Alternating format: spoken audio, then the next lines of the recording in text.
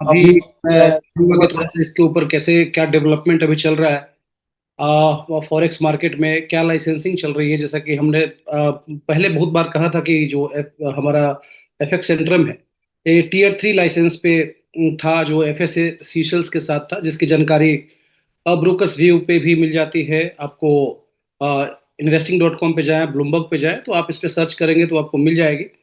और इसके कारण ही हम इस चीज़ को, कॉपी ट्रेडिंग को, या फिर जो हमारा पोर्टल है उस पे लोगों का ट्रेड एग्जीक्यूट करवा करके और विड्रॉल्स टाइम पे दे पा रहे हैं, because of the regulations that we are binding with.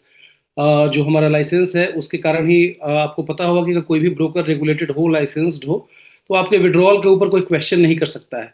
जहाँ पे थर्ड पार्टी का इन्वॉल्वमेंट होता है, वहाँ पे हो सकता है कि आपके फंड्स आपको 1 साल तक इन्वेस्ट रखने हैं, 2 साल तक रखना है, वो सब एक पीएमएस के जरिए होता था। बट वो पीएमएस एक ऐसा था जो ब्लैंकेट के अंदर होता था, जिसपे आपको ट्रांसपेरेंसी की कमी होती थी, जिसपे आप ट्रेड्स नहीं देख पाते थे, जिसपे आपके पास कंट्रोल नहीं होता था आपके अकाउंट का, लॉगिन का, या फिर ट्रेड्स का कंट्रोल, या फिर से खुद से अगर विड्रॉ कभी करना चाहें तो नहीं कर पाते थे। तो इन सारी चीज़ों से एक कॉपी ट्रेडिंग हमें एक इंडिपेंडेंट बनाता है, एक एज ए ट्रेडर ही बनाता है बस। और कॉपी ट्रेडिंग में ये हो रहा है कि आप ट्रेड नहीं कर रहे हैं, हमारी टीम आपके अकाउंट्स के ऊपर ट्रेड कर रही है, और कंट्रोल उसके बाद भी आपके आपके पास ही रहता है।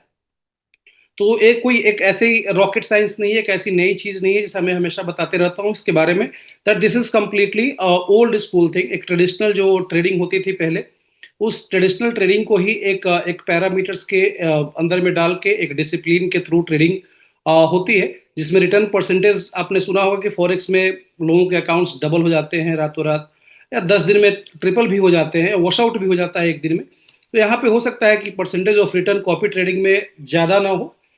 आप 25%, 30%, 35%, 40% एक्सपेक्ट नहीं कर सकते हैं, बट एक कंसिस्टेंट रिटर्न अगर इसको ऑर्गेनाइज किया जाए, तो आप इस पे एक कंसिस्टेंट परफॉर्मेंस के साथ, आपके पास एक हिस्ट्री होती है, एक स्टेटमेंट होता है, जिससे आप अपने क्लाइंट्स को भी बता सकते हैं, और आप खुद उस चीज को एनालाइज कर सकते हैं।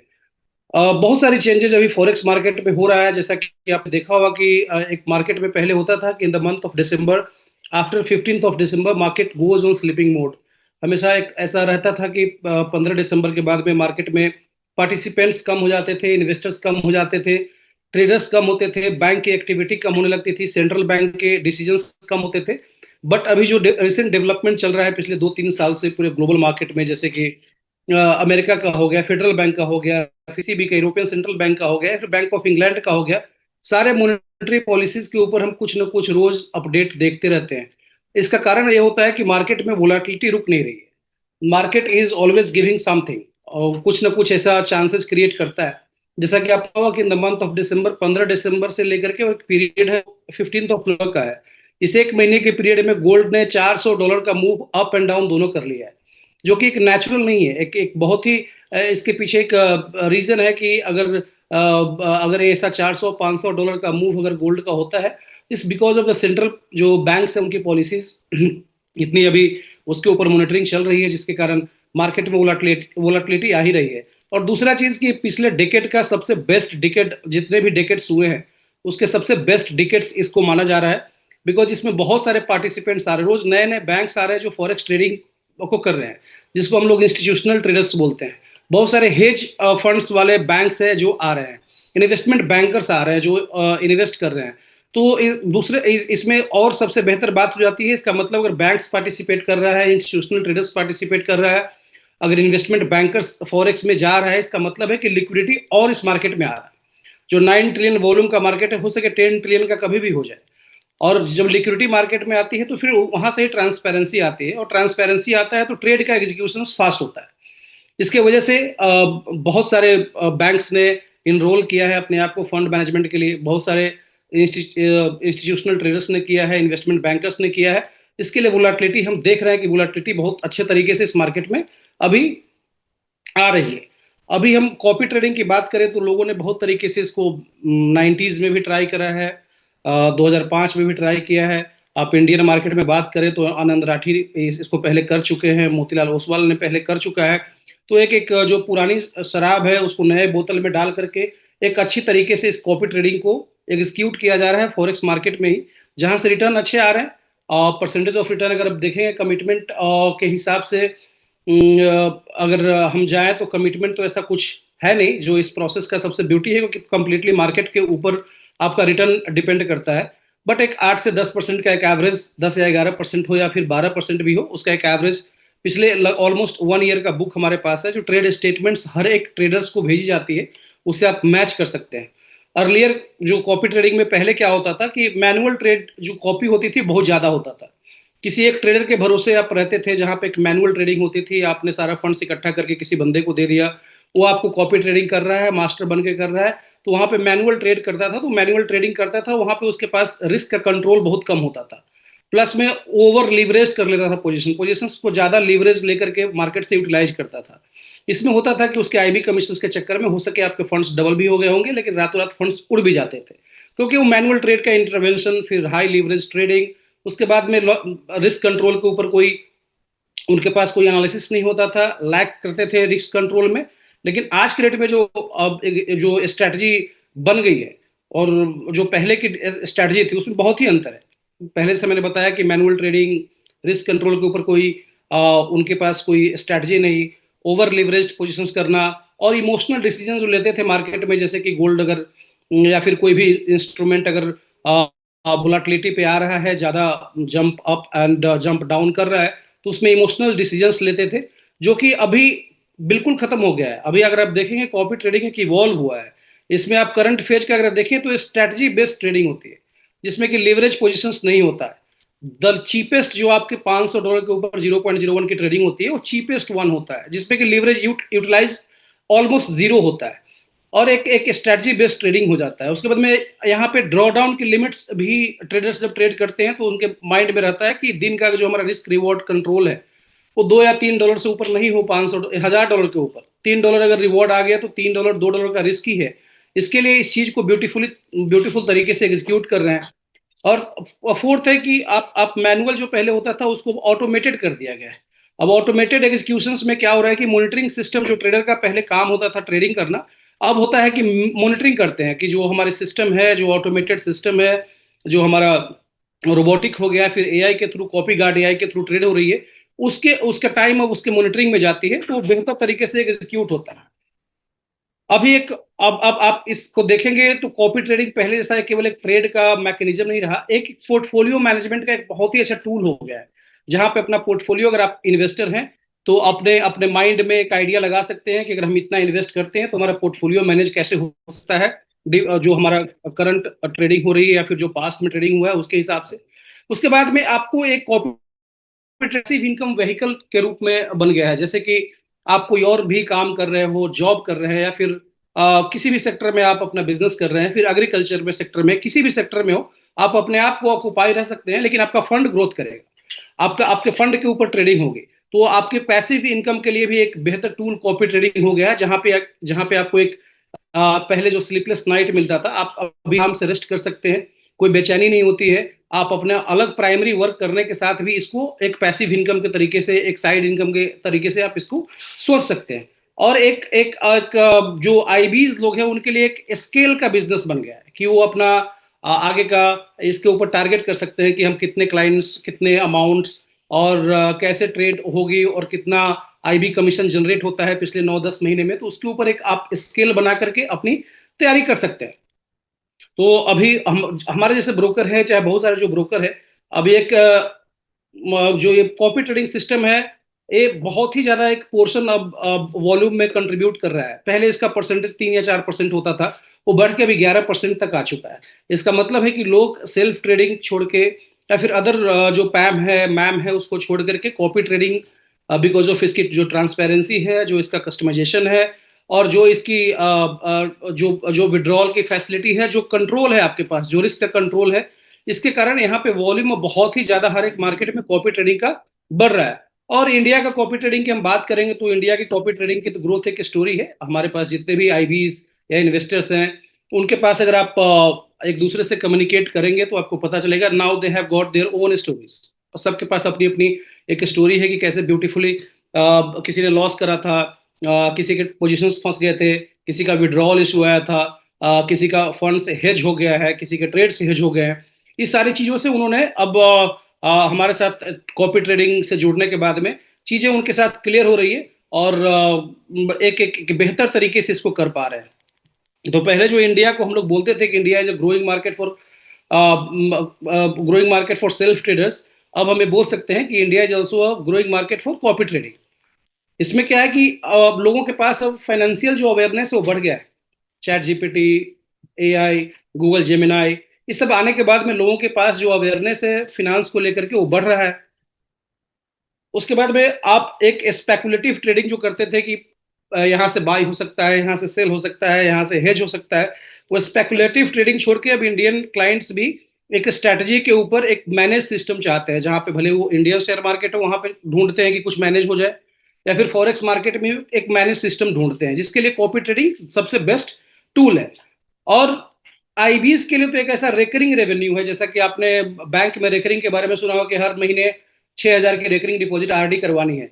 सिमिलरली आईबीए के लिए एक रेकरिंग प्रोसेस हो गया है, एक रेकरिंग रेवेन्यू मॉडल हो गया है, जिसमें कि हर महीने वो अपना टारगेट कर सकते हैं कि इस महीने का कितने क्लाइंट्स को टारगेट कर सकते हैं, क्या वॉल्यूम जनरेट हो सकता है, क्या स्प्रेड का कमीशन आएगा। तो ये एक रिकरिंग मॉडल पे वो लोग काम कर रहे हैं। और मार्च 2025 से लेकर अभी तक एक एक स्ट्रॉन्ग रिटेंशन पॉलिसी हमारे पास है। जो क्लाइंट्स स्ट्रॉन्ग रिटेंशन मतलब जो क्लाइंट्स आए थे उन्होंने फिर फंड्स निकाला, उसके बाद फिर से दोबारा फंड्स डाला है, तिबारा फंड्स डाला है। इसका मतलब है कि हमारी रिटेंशन पॉलिसी अच्छी है, और रिटेंशन पॉलिसी अच्छी होने के कारण केवल ब्रोकर को ही बेनिफिट नहीं है, उसकी बेनिफिट आईबीज को ही है। पहले क्या होता था कि आईबी लोग क्लाइंट ढूंढ के लाते थे ब्रोकर के पास, उनको कमीशन 1 महीने 2 महीने मिलता था, फंड क्लाइंट हार जाते थे, उनका कमीशन बंद हो जाता था। लेकिन रिटेंशन जैसे ही ब्रोकर का बढ़ रहा है, इसके साथ ही आईबी का कमीशन भी रिटेन हो रहा है, और हर महीने उनको एक डिपेंडेंसी आ जा रही है कि हमारे पास एक गोल है जो हम अचीव कर सकते हैं। उसके बाद में एक ट्रस्ट, जो एक ट्रांसपेरेंट प्रोसेस है, इस पे ट्रस्ट जो लाइसेंस के साथ आ रहा है, वो भी एक इंडियन मार्केट में बहुत ही ज्यादा अभी काम कर रहा है। तो इंडियन मार्केट में कॉपी ट्रेडिंग का जो ग्रोथ है, एक अच्छी सी स्टोरी है सबके पास। और हमें बोल सकते हैं कि India is not not now only emerging market, एक स्ट्रेटेजिक मार्केट हो गया हर एक ब्रोकर के लिए। We are also getting in to this strategic market, we are reaching to almost all the cities now. Everybody is aware of this FX Centrum now. If you find people who are doing this forex trading, you will find that a lot of people are connected now with FX Centrum. A lot of people have been utilizing our funds, our benefits. A lot of people have been utilizing our IB commissions. A lot of people are completely now dependent upon us also. तो एक हमारे लिए एक achievement है। और जो आईबीज का role है, इसलिए हम कॉपी ट्रेडिंग में आईबीज का रोल बहुत ही इंपॉर्टेंट है, क्योंकि एक जो नया इकोसिस्टम है फॉरेक्स का, उसमें उनके लिए केवल एक ऐसा नहीं है कि पहले आईबी होते थे, रेफरल पार्टनर होते थे, आपने रेफर कर दिया आपका काम खत्म। अभी नाउ अब क्या हो सकते हैं कि आईबीज के इस प्रोग्राम से, जो कॉपी ट्रेडिंग का हमारा प्रोग्राम चल रहा है, उसमें जितने भी आईबी कनेक्टेड है, एक आपको फाइनेंशियल एजुकेटर के रूप में भी बना रहा है, कि आप किसी को एजुकेट भी कर सकते हैं फिनांस के बारे में, फॉरेक्स के बारे में, मार्केट के बारे में, वोलेटिलिटी के बारे में, कमीशंस के बारे में, और कैसे इसको एग्जीक्यूट किया जाता है। उसके बाद में आपको कम्युनिटी बिल्डर भी बन रहे हैं। हम देख रहे हैं कि बहुत सारे आईबीज लोग जब हमारे पास आए थे, उनके पास वो कम्युनिकेट करने का एक तरीका था, या फिर जो कम्युनिटी में उनके पास जो एक पहचान थी वो कम थी। बट इसको हमारे साथ जुड़ने के बाद में, ट्रेडिंग करने के बाद में, रेगुलर बेनिफिट लेने के बाद में, अब वो now they are becoming a community builders also. उसके बाद में आप पोर्टफोलियो का इंट्रोड्यूसर भी बनते हैं। पहले था कि केवल आप इंट्रोड्यूसरी ब्रोकर थे, ब्रोकर को इंट्रोड्यूस करते थे, अब ब्रोकर के साथ आप उस पोर्टफोलियो को भी इंट्रोड्यूस करते हैं लोगों को। So that is also one of the best thing which we are providing to the IBs. और आप एक एक एक ट्रस्ट फैक्टर लेकर के, ट्रस्ट एंकरिंग के रूप में आप ट्रस्ट फैक्टर लेकर के इन्वेस्टर के पास जा रहे हैं।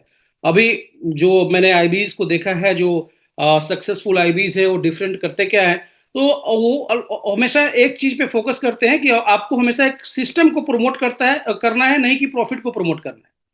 आप हमेशा you just go into the market and try to promote this system, not the profit. Profit का प्रमोशन हो सकता है कि 1 महीने हो, 2 महीने हो, बट सिस्टम की प्रमोशन अगर आप करते हैं तो system is design in such a way that will help you for life long. और उसके बाद में आप जो भी आईबीज लोग आप जाते हैं मार्केट में, सिस्टम को प्रमोट करें, उसके बाद में लोगों को एजुकेट करें ड्रॉडाउन के बारे में और कंसिस्टेंसी के बारे में। ड्रॉडाउन की जहां हम बात करते हैं, drawdown is completely like risk reward के बारे में, कि हम $1,000 के ऊपर कितना आपका रिस्क दिन का हो सकता है, वीकली रिस्क कितना हो सकता है। क्योंकि आप लोग अब इस चीज के बारे में अवेयर हो, अगर ये चीज आप क्लाइंट को बताते हो, इन्वेस्टर्स को बताते हो कि आपका ड्रॉडाउन क्या हो सकता है, कंसिस्टेंसी हमारी कितनी है पिछले 1 साल में, उसके बाद में आप एजुकेट करो उनको कि रिस्क रिवॉर्ड रेशियो क्या है, देखो आपके पास क्लाइंट्स आएंगे। उसके बाद में आप एक लॉन्ग टर्म के जितने भी क्लाइंट्स हैं उनको फोकस कर सकते हैं। हमारे पास ऐसे क्लाइंट्स हैं जो मार्च अप्रैल से अभी तक ट्रेड कर रहे हैं, अच्छा खासा। मैं तो बहुत सारे अकाउंट्स देख रहा हूँ जो $10,000 का $26,000 तक भी विड्रॉ लोगों ने कर लिया है। और वो आईवीज के लिए सबसे बेटर है कि आप उस क्लाइंट्स के थ्रू दूसरे क्लाइंट्स को आप अप्रोच कर सकते हो इस पॉजिटिव चीज़ों के कारण। और उसके बाद में जो आपको करना क्या है कि ब्रोकर की जो भी आपकी ऑफरिंग्स है, एक स्टेबल इंफ्रास्ट्रक्चर है, उसको अलाइन कर देना है क्लाइंट के साथ, दैट्स ऑल। ये अगर करते हैं तो आपको आईबीज के लिए एक प्रेडिक्टेबल जो इनकम होता है, मार्केट तो प्रेडिक्टेबल नहीं है लेकिन आपका इनकम प्रेडिक्टेबल हो सकता है। उसके बाद में आप क्लाइंट का जो रिटेंशन पॉलिसी है वो हाई हो जाएगा, आपके हाथ से क्लाइंट छूट के जाएगा नहीं। तीसरा कि आप इसको स्केलेबल ग्रोथ कर सकते हैं विदाउट डेली ट्रेडिंग प्रेशर, आपके पास कोई ट्रेडिंग का प्रेशर नहीं होता, एक अलग स्केल के ऊपर लेके जा सकते हैं। और पे ट्रांसपेरेंसी की बात होती है तो आपने देखा है कि कितने ट्रांसपेरेंट है जहाँ पे ट्रेड कंट्रोल है। और ट्रेड कंट्रोल के ऊपर भी हो सके तो अगर आप हमारे एग्जिस्टिंग कस्टमर्स हैं, एग्जिस्टिंग इन्वेस्टर्स हैं, एग्जिस्टिंग आईबीज है, तो आपको मेल भी आया होगा इसके बारे में, कॉपी ट्रेडिंग के बारे में, कि जब हम ट्रांसपेरेंसी मेंटेन करते हैं, when we trust the system, when we trust your communication, when we trust your community, और उसके अगर करता है तो we have found that lot of traders, जो हमारा सिस्टम कॉपी ट्रेडिंग का है जहां पे 70 और 30 की रेशियो होती है, जो ट्रेड सिस्टम लेता है उस ट्रेड के बेनिफिट पे 70% को मिलता है और 30%। अब जब ट्रेड लेता है तो काफी एनालिसिस करने के बाद में वो अपना समय स्पेंड करके बाद में उस रिस्क को कंट्रोल करके कोई ट्रेड लेता है। वहां पे एक अग्रीमेंट है कि आप 70-30 का वो ट्रेड होगा, बट बिकॉज वो एक्सेस दिया गया है, इसके लिए आपको ट्रेड कट करने का एक्सेस इसके लिए दिया गया है कि हो सके कभी ट्रेड अगर आपको लगता है कि ट्रेड 1 मिनट का अगर पैरामीटर था लेकिन ट्रेड 2 मिनट 3 मिनट 4 मिनट तक छूट गई है, हो सकता है कुछ और इशू जहां पे आपको फंड विड्रॉ करने हो, उस चीज के लिए आप ट्रेड को कट कर सकते हैं। लेकिन वी हैव फाउंड कि lot of traders are forcefully they are closing the trades only to bypass that 30%। तो हम एक ब्रोकर साइड से, ब्रोकर के पास आपको पता है कि they have got every data, every trade, every account. और जैसे कि हम एक हैंड इन हैंड आपके साथ काम कर रहे हैं without bypassing anything, without any kind of greed. Similarly हमें आईबी से भी एक्सपेक्ट करते हैं कि जहां पे आपकी इनकम ग्रोथ इतनी ज्यादा है, जहां पे एक सस्टेनेबल ग्रोथ की बात हो रही है, जहां पे आपके फ्यूचर्स शेप करने की बात हो रही है, तो आप भी ब्रोकर्स के इस चीजों में थोड़ा सा कॉर्पोरेट करें और उस कॉर्पोरेशन के साथ ही काम करें। So I think everyone has got this email today that 30% जो भी ट्रेड्स अभी तक हुए हैं, और जहां पे 30% आपने पे नहीं करा है क्योंकि आपने बाईपास कर लिया है ट्रेड ट्रेड क्लोज करके, हो सकता है कि वो एक दिन उस सब पे आपको 30% चार्ज लगे और वो डेबिट हो जाएगा क्योंकि ब्रोकर के पास सारे मैकेनिज्म होते हैं। सो यही है कि आप लोग इस सिस्टम से जुड़े। जो सेल्फ ट्रेडर्स है वो मोस्ट वेलकम है कॉपी ट्रेडिंग के लिए। जो कॉपी ट्रेडर्स है, अगर जो हमारी स्ट्रैटेजी है उस स्ट्रैटेजी को आप सेल्फ ट्रेडिंग में भी अप्लाई कर सकते हैं। एक बेहतर स्ट्रैटेजी है अगर आप सेल्फ ट्रेडिंग में भी अप्लाई करते हैं with the same dedication, with the same patience, with the same discipline, definitely return आ सकता है। So thank you very much guys listening to me, और बहुत ही पेशेंटली आपने हमारी बातों को सुना है।